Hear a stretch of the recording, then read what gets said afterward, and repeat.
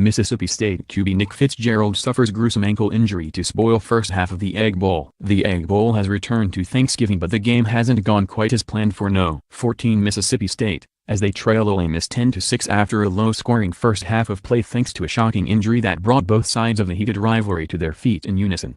That came early in the first quarter when Bulldogs quarterback Nick Fitzgerald was tackled after a 3-yard run, suffering a gruesome ankle injury in the process that saw his foot point in a direction it certainly wasn't supposed to. He was put in an air cast and carted off the field to perform x-rays immediately afterward and needless to say will not return to the game. The productive signal caller was just 1 of 5 passing with an interception and 16 yards rushing when he went down with the injury. Fitzgerald was approaching the 2,000-yard passing and 1,000-yard rushing marks for the season heading into the game and received plenty of support from his fellow football players around the SEC and beyond after suffering such a horrific-looking injury that appears to knock him out for the rest of 2017.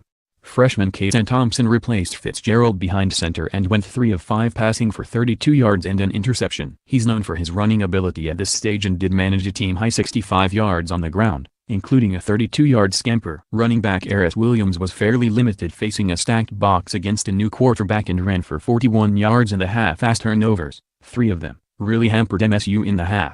With Ole Miss ineligible for postseason play even if they won on Thursday night, it was not at all surprising to see the Rebels play better than they have in a long time. The team needed just 3 plays and 39 seconds on their opening possession to find the end zone and were punching far above their weight defensively too. Wide receiver A.J. Brown was the big play threat once again for the offense, with 5 catches and 90 yards after just a half of play. In the process, he set a new school single-season record for receiving years and joined kicker Greg Wunderlich, all-time school leader in field goals, in the record books for the visitors as they look to get a little bit of payback for last year's 55-20 loss in Oxford.